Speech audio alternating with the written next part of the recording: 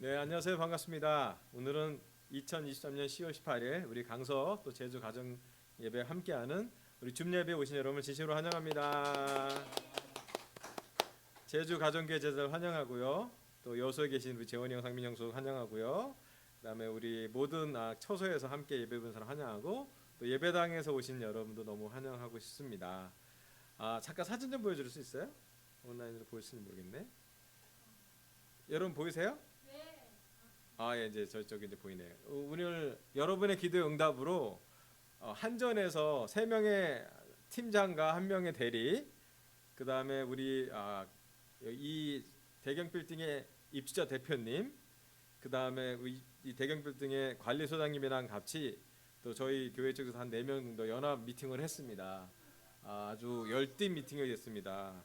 아, 그 1시간 반 정도의 미팅이 진행됐었고 또 되게 사실 기도의 응답인 것 같아요. 이렇게 되게 한전에서는 되게 우리한테 되게 안 도와주려고 했는데 오늘 얘기에서는 많은 그 접수를 받고 저희 의견을 많이 수렴하는 것 같는데 오늘 미팅에서 너무 핵심적인 역할을 하는 사람이 있는데 우리 강현욱 형제예요.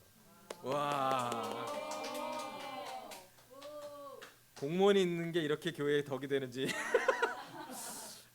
너무 격려가 됐어요. 왜냐하면 우리 현우 형제는 대법원 판결문도 가져오고 법제되는 그 우리한테 지금 관계 법령도 가져오고 정말 공급이 좋아할 만한 문서 다 준비해 와서 이렇게 참고해 보시고 이렇게 하면 우리 교회를 꼭 도와주셔야 됩니다. 교회가 누수된 데는 한전의 책임이 큰데 피해가지 마십시오라고 아주 구체적으로. 그래서 나중에 그 팀장님 그 다 복사해 가셨어요. 이거 자기도 보고할 때 쓰겠다고.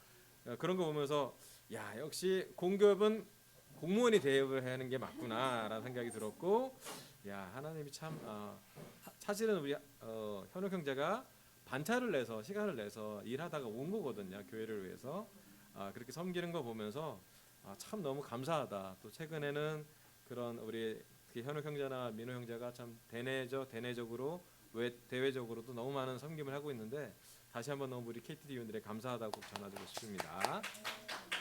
다음 슬라이드 넘겨주세요.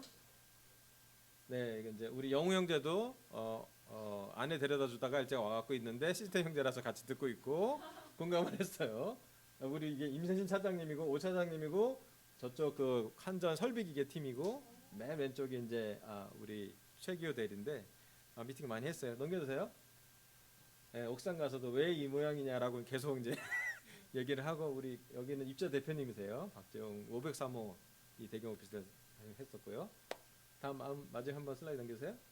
예, 우리 예배 전에 사진 하나 찍었죠. 예, 피자도 먹고 김치볶음밥을 먹었는데 오늘은 우리 장기자 자매님께서 김치볶음밥 만들어 와서 아주 뭐 배부르게 남을 정도로 먹었습니다. 우리 찬우가 방과후 수업에서 그 피클을 만들어 와서 찬우가 레시피는 공유하지 못하겠다고 하면서 아주 찬우의 반찬으로 맛있게 사실 저희 매주 주중 예배는 약간 오병이의 기적이에요. 뭐 항상 남아요.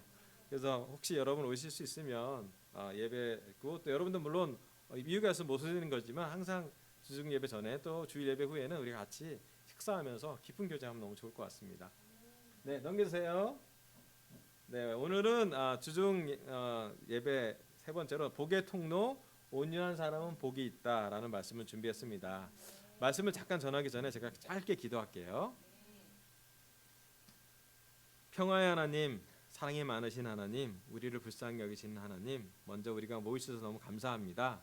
오늘 또 한전 대표랑 만날 수 있어서 너무 감사하고 또 우리가 강서교회가 건물적으로도 보수되는 것을 위해서 하나님이 힘써 주시니 너무 감사합니다. 하나님 또 우리가 제자로서 함께 모여서 강서교회가 회복되고 있음을 너무 감사합니다. 느헤미야처럼 에스라처럼 하나씩 교회를 세워갈 수 있기를 간절히 기도합니다. 하나님 오늘 설교 말씀하기 전에 기도하는 이유는 우리 마음의 평화를 위해서 기도합니다. 현재 우크라이나 러시아 전쟁이 1년 넘게 진행되고 있고 또 최근에 이스라엘과 하마스가 전쟁을 해서 하루에도 몇천 명씩 몇백 명씩 죽었다는 소식을 들을 때마다 가슴이 너무 아프고 또 그 아이와 또 여자들이 죽는 것을 볼 때 슬퍼하는 것을 너무 볼 수 있었습니다.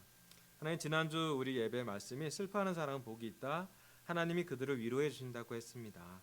위로의 하나님, 이 땅에 전쟁이 있을 때 그 전쟁은 사람들이 벌이는 거지만 위로할 때 하나님이 옆에 계셔서 슬퍼하는 자, 우는 자, 눈물 흘린 자, 고통받은 자 옆에서 같이 위로해 주시기를 간절히 기도하고 싶고, 그 하나님의 평화가 이 시간 제가 말씀 전할 때 우리에게도 내려와서 성령님으로 세상에 많은 일이 있지만 오롯이 하나님의 말씀에만 집중될 수 있도록, 이 시간은 평화가 하늘에서 오는 평화로 우리를 마음을 채울 수 있도록 간절히 기도합니다.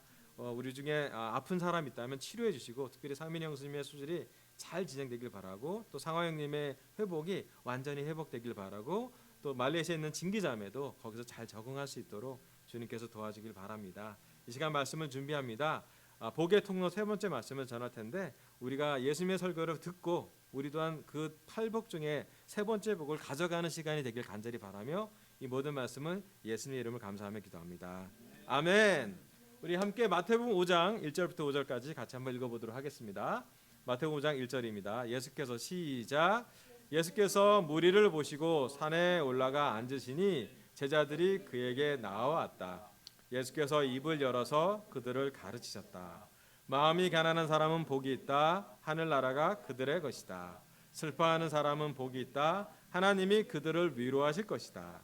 온유한 사람은 복이 있다. 그들이 땅을 차지할 것이다. 아멘.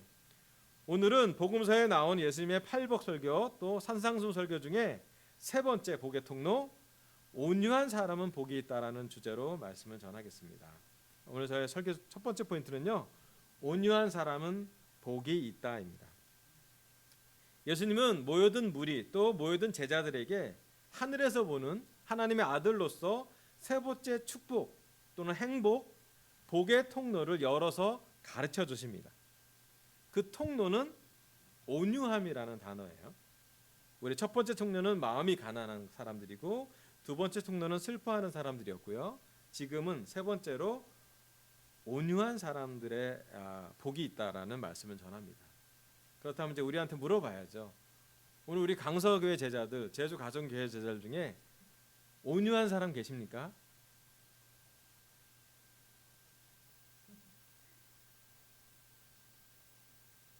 이럴 땐 다 조용해지시죠? 네. 어느 하나 온유하다고 얘기하기가 좀 뭐한, 추천해 주세요. 이 사람 우리 강서 제자 중에, 제주 가정교회 제자 중에 이 사람 온유한 것 같다. 좀 잠깐 키고 이 사람 온유한 것 같다 하시면 한번 추천해 주세요. 누구라도 좋아요. 네, 우리 강서 예배당에서 상화형 이름 나왔어요. 온유하다고. 재원이 형 이름 나오셨습니다. 형님들 이름을 한 번씩 불러주는 게 예의이 아닌가. 이게 저희가 형님을 부르는 이유, 재원이 형이 온유하시다고. 예, 아멘. 예? 부산에 있는 박민주 자매 온유 한 표 나오셨습니다. 와, 민주 자매 온유하죠. 피아노 반주 잘하시고. 찬우 누구? 와, 찬우가 배진영 자기 엄마가 온유하대요. 엄마가 온유하다니. 우리 교회 살아 있어요. 온유한 엄마가 있다니. 이 세상에 엄마는 타이거만 있는 줄 알았죠. 네. 와, 우리 교회 살아 있어요. 온유한 엄마가 계세요. 아멘. 에리는 엄마가 온유하다고 누굴지 모르겠지만 하여튼 아멘. 예, 사실은 우리가 온유한 사람들을 찾기가 깊게 보면 있지만 가까이 자신을 볼 때 우리가 우리 스스로한테 온유하다고 말하기 참 어렵습니다. 왜냐면요, 성경에서 얘기한 온유함이랑 우리가 생각하는 뭐 친절한, 착한 이런 거랑 조금 차이가 있거든요. 잠깐 주석을 좀 보여주세요. 뭐 온유한 사람이 헬라어로 이렇게 됐는데, 이제 뜻으로 보면 사물에 관해서는 진정시키는 뭐 온화한, 진정제 뭐 이런 온화한 말 이런 것이고요. 동물에 관해서는 이게 핵심이 뭐냐면 길들인 유순한 뭐 이런 건데, 원어로 직역해 보면요, 채찍으로 길들여진 말 엉덩이 가죽, 이 온유함의 원어예요.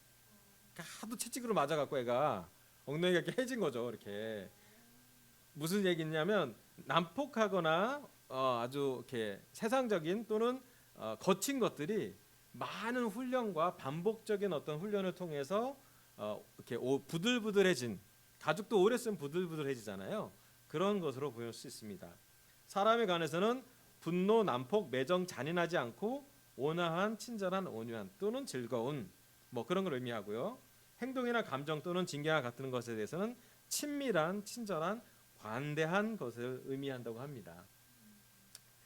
이 단어들은 적에게서는 인정사정 없는 가혹한 행위가 예상되는 것과 반대로 친구에게서 느끼는 어떤 부드러운 성질을 이야기한다고 합니다. 자, 뒤로 풀이 한번 더 보여주세요. 70역에서 보면은 이런 풀이가 나와요. 이 어휘는 한 인간이 역경에 처해 있음에도 불구하고 선하신 하나님께서는 의로운 자를 끝까지 보살피실 것이라고 굳게 믿는 신앙으로 인하여 기업을 차지하게 된다는 것이다.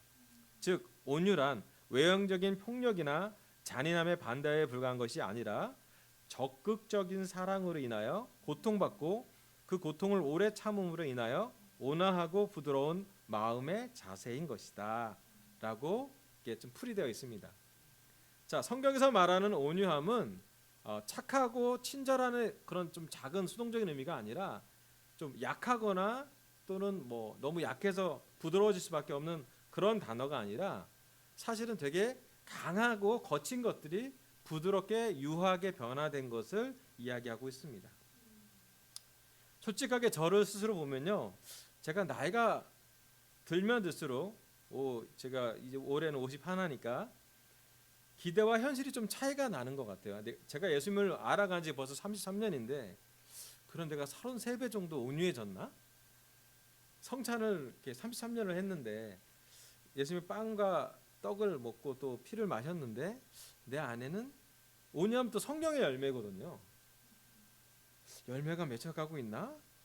이게 기대랑 현실이랑 좀 차이가 있다는 생각을 하게 됐어요. 솔직히 말씀드리면 때로는 급하게 될 때도 많고요. 때로는 이 세상의 것을 너무 많이 듣고 또 전쟁 같은 얘기를 듣고 나면 마음이 좀 거칠어지는 것을, 또 삶에서 너무 유하게 되었을 때, 특별히 오늘 한정관 미팅을 할 때는 유하게서는 안 된다는 결정을 하고 온유해서는 안 된다 강해야 된다라고 생각하기도 하고 왔던 것 같아요. 시간이 가면 갈수록 온유함과 하는 세상은 좀 더 거리가 벌어지는 그 세상에서 우리는 살고 있는 것 같습니다. 이럴 때마다 우리한테 가장 중요한 것은 온유함을 배울 수 있는 분이 누군지, 또 우리로 하여금 온유하다고 말할 수 있는 분이 누군지 알아가는 것이 그 깊이고 그 기본이라고 생각을 합니다. 우리 함께 마태복음 11장 28절부터 30절까지 보도록 하겠습니다. 오늘 배진영 자매가 이 구절을 읽을 때 성령님을 느꼈습니다. 우리들이 짜고 치는 거 아닙니다. 때로는 하나님이 참 이렇게도 역사하세요. 하나님이 전달하시고 싶은 말씀이신 것 같아요. 저의 말씀이 아니라 예수님이 배진영 자매의 입을 통해서 또 저의 입술을 통해서 같은 말씀을 전하십니다. 제가 읽어볼게요. 수고하며 무거운 짐을 진 사람은 모두 내게로 오너라. 내가 너희를 쉬게 하겠다. 나는 마음이 온유하고 겸손하니 내 멍에를 메고 나한테 배워라. 그리하면 너희는 마음의 쉼을 얻을 것이다. 내 멍에는 편하고 내 짐은 가볍다. 아멘. 예수님이 이 땅에서 남긴 아주 보석과 같은 복음입니다. 아마 수고하고 무거운 짐 모든 사람들이라면 이 말씀이 다 필요한 것 같아요. 교회 안에 제자들뿐만 아니라 이 세상에서 상처받고 무겁고 수고한 사람이 있다면, 지친 사람이 있다면 예수님은 모두 다 그들을 초대하십니다. 나한테 오라고요. 예수님이 스스로 얘기하십니다. 29절. 나는 마음이 온유하고 겸손하니 내 멍에를 메고 나한테 배워라. 그리하면 너희는 마음의 쉼을 얻을 것이다 했습니다. 여기서 나온 온유함이, 나는 온유하고 겸손할 때 그 온유함이 아까 나온 온유한 사람들은 행복하다, 복이 있다, 땅에 그들이 땅을 차지할 것이다, 그 말씀이랑 같은 단어예요. 그럼 이 땅에 사실 때 예수님은 온유하게 사셨습니다. 약하게 사신 것이 아니라 강하신 분이 부드럽게 사람들을 대우했습니다. 예수님이 약자를 만날 때, 여자를 만날 때, 사마리아 여인을 만날 때, 환자들을 만날 때 그 한 사람 한 사람에게 맞춰서 온유하게 대해졌습니다. 어떤 사람은 만져야 했고, 어떤 사람은 말해야 됐고, 어떤 사람은 도전을 줘야 됐고, 어떤 사람은 그냥 복음을 전하는 것들에게 만족을 시켰습니다. 예수님은 10명의 문득병자들을 낫게 할 때도 한 명만 들어와도 10명에게도 모두 기적을 행할 정도로 여유 있는 온유함을 갖고 계셨습니다. 예수님이 우리와 함께 사실 때, 이 땅에 사셨을 때 온유했고 겸손하셨습니다. 제자들의 거친 대화, 감정이 섞인 대화에서도 예수님은 온유하게 대응을 했습니다. 예수님은 아이들한테도 아이들이 가까이 올 수 있는 여유를 부드럽게 주었습니다. 예수님에게 그래서 우리는 배울 수 있습니다. 오늘 우리 강서 제자들과 제주 가정교회 제자들 중에 수고하고 무거운 짐을 진 제자들이 있다면, 또 이 설교를 듣는 모든 사람들 중에 나는 너무 지쳤다, 나는 너무 무게가 무겁다라고 느끼는 사람이 있다면 모두 예수님께로 오십시오. 제 말이 아니라 예수님의 말씀입니다. 예수님은 예수님의 방법대로 살 때, 예수님의 말씀대로 살 때, 예수님의 복음대로 살 때 그 짐은 가볍다고 했습니다. 온유함은 결코 약함이나 굴종이나 쉬워서 하는 성품이 아니라 강하지만 하나님의 아들이지만 권위를 가진 사람이지만 능력을 가진 사람이지만 그 약하디 약한 사람들을 만날 때 그것을 쓰지 않고 오히려 그들의 언어로, 그들의 눈높이로, 사람의 말로 말씀을 전했던 그런 온유함입니다. 자, 예수님의 말씀이 이렇게 온유함에 대해서 얘기할 때 제가 떠오르는 사진들이 몇 개 있었어요. 잠깐 넘겨주세요. 왜 제가 온유함이냐면 아까 우리 직역됐던 거 있잖아요. 채찍으로 길들여진 말 엉덩이 가죽이 생각이 났어요. 거기에 가장 가까운 건 뭐냐면 축구 선수 박지성의 발을 보십시오. 발이 좌우 오른쪽이 발이 다르고요, 평발이에요. 이 과학자들은 이 발로 축구를 한 경기에 12km 이상 뛰는 거는 불가능하다고 느낀다고 얘기를 해요. 근데 이분은 그렇게 하셨어요. 그리고 정말로 그 발 안에 굳은 살이나 이런 것이 많이 있죠. 발톱도 많이 빠졌을 거고요. 자, 오른쪽에는 발레리나 강수진 씨의 발입니다. 어떠세요? 관절염이 5개 다 있는 것 같지 않아요? 이렇게 살아야 그 발 꼭대기로 서서 무용을 한다는 것이 이런 훈련을 하죠. 다음 슬라이드 좀 넘겨주세요. 여기 이상하 선수가 스피드 스케이팅 하고 났을 때 신발을 벗었을 때 모습이에요. 노랗게 보이는 게 다 굳은 살입니다. 그러니까 이게 뭐 허물이 얼마나 많이 벗겼는지 모르겠지만 스피드 스케이팅 그 스피드를 내는 그 훈련을 거친 후에 금메달을 따고 난 다음에 벗어진 발은 저런 바닥이었어요. 자, 박지성 선수나 강수진 발레리나나 이상하 선수였던 사람들의 볼 보면 훈련돼서 길들여진 발이 저렇죠. 자, 이제 우리한테 한번 적용을 해볼게요.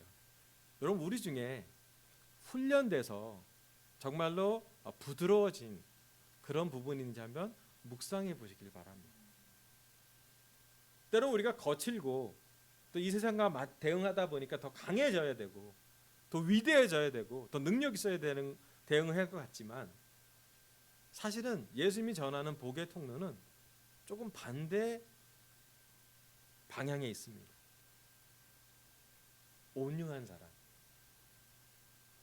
거친 세상에서 부드럽게 말하시는 사람, 어쩌면 크게 말하는 곳에서 조용히 속삭이는 것이 더 사람들 마음에 크게 들릴 수 있어요. 예수님 세상에는 크고 강하게 말하는 로마 군인들도 있었고 헤롯 왕도 있었고 당시에 바리새파 사람도 있었고 사람들 앞에서 크게 얘기하는 사람 많았지만 조용히 얘기했던 예수님, 부드럽게 속삭인 예수님, 그리고 사람들의 필요, 환자들을 낫게 해준 예수님한테 갔을 때 사람들은 온유함을 느꼈어요. 하나님의 아들이 군사적으로 강력한 정치자가 된 것이 아니라 하나님의 아들이 왕으로 오신 것이 아니라 사람들의 발을 닦으려고 하는, 스승인데도 불구하고 제자들의 거친 발을 씻어주려고 하는 온유한 사랑을 가진 그 분으로 이 땅에 오셨고요. 십자가에 발가벗겨서 죽어가는 채찍 맞은 등으로 우리한테 온유함을 설명하고 계십니다. 여러분, 이 시간 우리가 온유하신가요? 더 중요한 질문이 있어요. 온유하게 되고 싶나요? 여러분, 물어보고 싶어요. 우리 온유하게 되고 싶으세요? 뒤집어 얘기해 볼게요. 여러분 땅을 가지고 싶지 않아요? 땅은 가지고 싶은데 온유하고 싶진 않죠. 우리가 때로는 그런 이거 민호 형제가 잘하는 건데 너무 너무 온유하고 싶진 않은데 땅은 갖고 싶죠. 우리 마음이 그래요. 예. 예. 좀 거칠는데 좀 온유해졌으면 좋겠다 그러면 형 나는 온유해지지 않고 땅은 갖고 있을 거예요라고 얘기를 많이 하는데 그래도 개인적으로 얘기하면요 민호 형제가 되게 온유해졌어요. 25년 전에 민호 형제랑 지금은 쓰는 용어 자체가 달라요. 너무 제가 하나님 살아계시다 느끼는 것 중에 하나는 민호 형제가 회의 때 요즘 얘기하는 거 보면 정말 놀라워요. 하여튼 저는 개인적으로 그렇게 느낍니다. 변화를 느끼니까요. 여러분 우리 중에 작은 변화일 수 있을지 모르겠지만 정말로 우리가 땅을 소유하려면 복의 통로를 가져가려면 예수님이 바라는 복의 통로는 예수님이 보는 복의 통로는 훈련되어진 겸손해진 또 많이 훈련되어서 길들여진 우리의 성품이 복의 통로가 된답니다. 여러분 이 구절을 보고 한번 정말로 우리가 쉼이 필요하다면 온유한 걸 배워보길 바래요. 정말로 우리 마음에 내 무거운 짐이 있다면 정말 그 짐을 풀어놓고 대기할 사람을 찾고 그게 하나님이라면 기도로 그 주위 사람에 정말 온유해 보이는 사람이 있다면 조언을 한번 구해보세요. 내가 어떤 게 더 온유해 돼야 되는지 또는 내가 온유할수록 무엇을 하면 좋을지 한번 스스로 묵상해 보길 바래요. 이것은 온유함은 다른 사람이 줄 수 있는 건 아닌 것 같아요.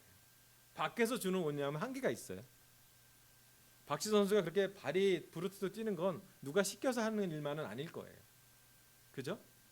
그가 스스로 선택했고 그가 스스로 자기 발을 길들여야겠다고 생각을 했을 거고 그가 그렇기 때문에 누구보다 한 발 더 뛰었을 거고 한 시간 더 뛰었을 거예요. 다시 한번 얘기하면 예수님처럼 쉼을 얻고 싶다면 예수님한테 가서 예수님의 온유함을 배우실 수 있는 그런 결정을 하면 참 좋겠습니다. 아멘. 자, 두 번째 말씀 넘겨주세요. 이제 마태복음 5장 5절에 똑같은 말씀 나옵니다. 온유한 사람은 복이 있다. 그들이 땅을 차지할 것이다. 아멘. 설교 오늘 두 번째 포인트는요. 땅을 차지할 것이다입니다. 여러분 혹시 우리 강서교회들 제자들 또 제주 가정교회 제자들 중에 땅 있는 분 있으세요? 토지? 없는 거 제가 알기로는 우리 중에 땅은 많지 않고 주택을 갖고 있죠. 주택을 가진 사람 물론 그 주택도 은행 거이긴 하지만 그래도 우리 거라고 이름은 이제 써 있는 사람이 몇 명 있겠죠. 우리 중에 땅 가진 사람들 대단한 사람들이에요. 요즘은 수도권의 땅값이 뭐 엄청나게 많이 올랐잖아요. 구약에서 땅의 의미는 되게 중요했습니다. 넘겨주세요. 헬라어로 게라고 그러네. 땅이 한마디예요. 마태복음에 45번 나오는데요. 뭐 유대 땅, 이스라엘 땅, 어느 지역, 하늘과 땅, 하늘과 구별되는 장소, 흙, 육지, 온 세상을 가리킨 경우에 사용이 됐는데요. 예수께서 말씀하신 온유한 자가 땅을 기업으로 받을 것이다라는 구절의 진정한 뜻은 구약 이스라엘 백성이 하나님의 약속에 따라 가나안 땅에 들어간 것처럼 신약에 있는 성도 제자들이 메시아 왕국의 절정이 되는 새 하늘과 새 땅에 들어가게 되는 것이라고 해석을 했어요. 어떤 한 분의 신학자의 해석입니다. 세상에서는 강하면서 공격적인 자, 질서를 무시하는 난폭자가 땅을 차지하게 되지만 천국의 기업은 하나님의 뜻에 순종하고 온유한 자에게 주어질 것이다. 왜냐하면 온유한 자는 그리스도에게 속해 있기 때문이고 그러므로 하늘의 축복과 땅의 축복이 모두 그들의 소유가 되고 마지막 날에 그리스도와 함께 하나님의 나라를 상속받게 될 것이기 때문이다라고 해석해 놨어요. 자, 하늘의 땅도 얘기하고요. 이 지상의 땅도 축복도 얘기합니다. 그리고 소유도 얘기하게 되고요. 마지막에 하나님의 나라를 상속받는 것을 이 모든 것을 땅을 소유하게 된다라고 이해하시면 됩니다. 구약에는 땅을 갖는 것이 축복이라고 생각했고 실제로 구약에서는 땅을 많이 소유한 것이 그 집의 부유함을 의미했습니다. 우리나라도 마찬가지죠. 우리나라 토지를 기본으로 농지를 기본으로 부유함을 측정하긴 했습니다. 그런데 하나님이 특별히 예수님을 통해서 땅을 가져갈 것이다 라고 했을 때 어떠한 사람들이 그 땅을 소유하게 되는지가 참 중요한 것 같아요. 시편에 이 말씀이 있습니다. 잠깐 시편 넘겨주세요. 시편 37편 10절부터 11절, 16절부터 19절까지 좀 읽어볼게요. 이 시편 37편은 정말 놀라운 시편이에요. 여러분 개인적으로 오늘 시간이 없어서 좀 짧게만 보겠지만 천천히 잘 읽어보세요. 한 구절 한 구절이 우리한테 너무 와닿는 구절이에요. 제가 억울함을 느낄 때마다, 뭔가 마음에 불편함을 느낄 때마다, 화가 날 때마다 시편 37편 읽고 조금 잠잠해진 적이 많거든요. 한번 내가 읽어보겠습니다. 시편 37편 10절. 조금만 더 참아라. 악인은 멸망하고야 만다. 아무리 그 있던 자취를 찾아보아도 그는 이미 없을 것이다. 11절. 겸손한 사람들이 오히려 땅을 차지할 것이며 그들이 크게 기뻐하면서 평화를 누릴 것이다. 16절. 의인의 하찮은 소유가 악인의 많은 재산보다 나으니 악인의 팔은 부러지지만 의인은 주님께서 붙들어 주신다. 흠없는 사람의 나날은 주님께서 보살펴 주시니 그 유산은 대대로 이어지고 재난을 당할 때에도 부끄러움을 당하지 않고 기근이 들 때에도 굶주리지 않는다. 아멘. 시편 37편은 요즘 세상을 사는 우리들에게 어쩌면 가장 격려가 되고 공감이 되고 도움이 되는 구절이에요. 시편 37편에 이런 말씀이 나옵니다. 안달하지 말라고요. 분노하지 마, 격노하지 말라고 그랬어요. 의로운 사람이 더 복을 받을 거고 결국 악인은 멸망하고야 만다라고 이야기하고 있습니다. 근데 사실 세상에 나가면 그 반대로 우리가 많이 접하잖아요. 말센 사람이 더 막 얻어먹고 소리 강하게 나야지 막 더 대우를 받고 목소리를 크게 내야 된다고 세상은 많이 얘기를 해요. 또 어떤 일부분 맞기도 하죠. 약자들이 많고 또 억눌린 것이 많고 관행들이 많아서 또 차별도 많아서 소리를 내야 되는 거 많습니다. 작년에 미국에서 봤지만 흑인들에 대한 인권이 되게 유린당한 것도 많고요. 아시아권에서는 여자들의 인권이 많은 것이 약해진 것도 사실이고요. 심지어 아이들의 인권은 더 약해진 것도 많죠. 그래서 정부가 발전하면 발전할수록 목소리를 듣는 건 많습니다. 하지만 예수님이 전했던 복의 통로, 또 여기 시편 37편에 나왔던 땅을 차지할 사람이 누구인지, 예수님은 온유한 사람이라고 그랬고 시편 37편에는 겸손한 사람들이 오히려 땅을 차지할 것이라고 기록되어 있습니다. 구약에서는 땅은 재산이며 축복이었습니다. 하나님은 겸손한 사람들에 대한 보상을 잊지 않습니다. 이 땅에서도 그렇고요, 하늘나라에서도 마찬가지고요. 예수님은 하나님의 아들이었지만 가장 겸손했습니다. 그래서 빌립보서는 얘기합니다. 하나님의 아들이었지만 자기를 비워서 겸손했기에 그가 온 땅을 통치할 수 있는 통치권을 가져가신다. 지금 우리가 자주 하는 착각이 있어요. 그게 뭐냐면 눈에 보이는 착각인데요. 지금 우리는 우리가 가진 땅이 작고 재산이 적죠. 맞죠? 재산이 많은 사람 여기 계시는지 없잖아요. 없다는 거 적잖아요. 하지만 모든 땅과 모든 재산은 그 사람은 일시적인 것이고요. 영원히 누구한테 귀속되냐면 하나님에게 귀속이 되고 하나님은 그 땅과 모든 통치권을 예수님에게 주셨어요. 예수님은 하나님과 같이 계실 때도 이 땅을 통치할 수 있었고요. 이 땅에 사셨을 때도 하나님의 권한으로 능력으로 많은 기적을 행하셨고요. 사람이 할 수 없는 것을 행하셨고요. 그리고 복의 통로를 선언하셨고 그리고 십자가에 돌아가셨다가 부활하셨어요. 그리고 어쩌면 지금 겸손한 사람들을 찾고 있을 거예요. 왜냐하면 겸손한 사람들에게 땅을 줘야 되고요. 그 겸손한 사람들을 배우는 그 사람들에게 그 다음 세대에 유산을 물려줄 거고요.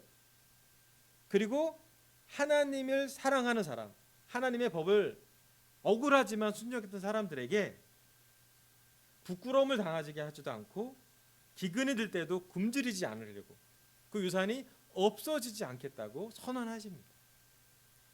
시편 37편의 하나님은 신약의 예수님께 와서 같은 방식으로 성취하십니다.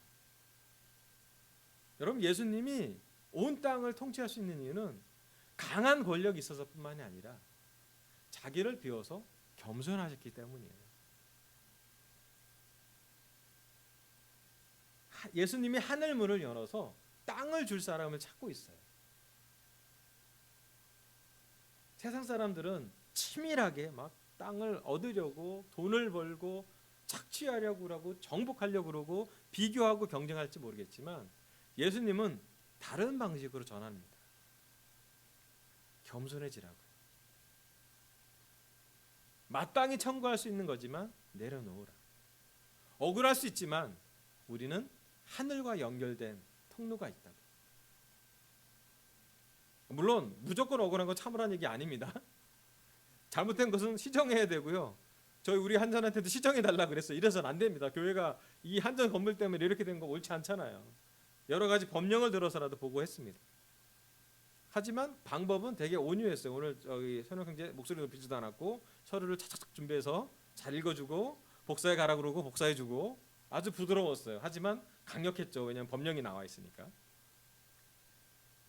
여러분, 온유함에 겸손함이 땅을 차지할 수 있는 축복의 통로가 된대요.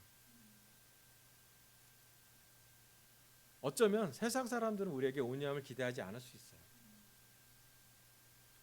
더 강해지고 더 터프해지고 더 능력 있어라고 요구할 수도 있어요. 하지만 예수님은 오늘 우리한테 이렇게 물어보십니다. 내가 8가지 복을 설교했는데 복음에 기록했는데 마태가 기록했는데 세 번째 복의 통로는 겸손함과 온유함이야.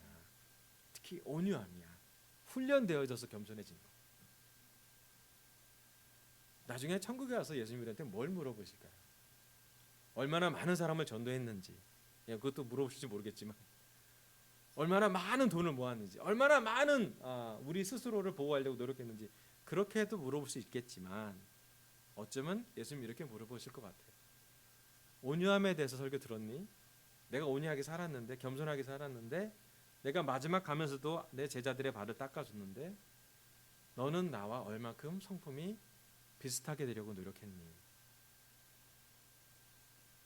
내 말과 내 행동을 기억했을 때 너의 삶에서 얼마나 실제로 많은 것을, 땅을, 축복을, 행복을 받았는지 기억하니?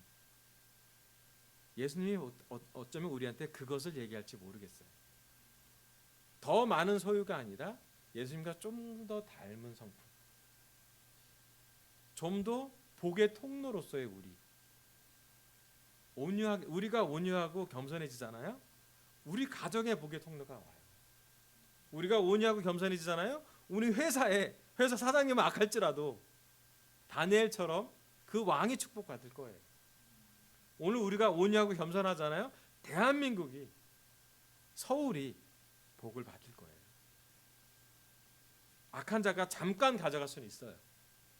세상의 정복자가, 세상에 정치하시는 분들이, 국회의원이 많은 걸 가져갈 수 있어요. 맞아요. 대통령이 많은 결정할 수 있어요. 하지만 궁극적으로 그게 누구의 것인가요? 이 땅은 창조주의 것입니다. 이 하늘은 창조주의 것이에요. 우리가 보는 이 가을의 단풍, 예쁜 꽃들, 이 자연, 우리를 포함해서 이 모든 것 하나님께 귀속되게 돼 있어요. 우리가 아무리 땅 문서를 써도, 우리가 아무리 권리 글을 써도 실제로 이 땅은 우리는 잠깐, 길어야 80년, 좀 길면 100년, 100세시 되니까 우린 지나가는 존재일 것이에요. 영원히 이 땅을 소유하실 분은 예수님이고요. 영원히 이 땅을 관찰하시고 이 땅을 통제하실 분은 하나님이세요. 그래서 여러분, 사람보다 우리가 하나님께, 예수님께 좀 더 잘 보였으면 좋겠어요. 예수님이 정말 기뻐하는 사람, 이 땅이 아니라 하나님과 눈을 마주쳐서 하나님의 방식대로, 예수님의 방식대로 복의 통로를 받아가는 사람은 정말로 하나님이 기뻐하실 사람이 될 것 같아요. 아멘. 마지막 슬라이드 넘겨주세요. 오늘 제가 주중설교로 복의 통로 세 번째 말씀을 전해드렸습니다. 온유한 사람은 복이 있다. 첫 번째, 온유한 사람은 복이 있다. 온유한 예수님을 보면서 우리가 훈련할 것을 묵상하길 바래요. 우리가 예수님께 갈 때, 예수님께 가서 예수님의 멍에를 메우고 예수님의 온유함과 예수님의 겸손함을 배우셔야 돼요. 그럴 때 우리가 쉼을 얻을 수 있는 것 같습니다. 두 번째, 그들이 땅을 차지할 것이다. 우리 삶에서 겸손을 훈련해서 우리가 이 땅에서도 땅을 차지하고 또 하늘나라에서도 땅을 차지할 걸 믿게 되길 바라면서 함께 기도했으면 좋겠습니다. 또 바라기는 이 강석의 보수를 위해서도 기도해 주지만 우리 제자들 한 사람 한 사람이 더 하나님의 방식대로 성장하고 축복받을 수 있도록 더 기도하기를 부탁하고 있습니다. 이상으로 설교 마치겠습니다. 감사합니다.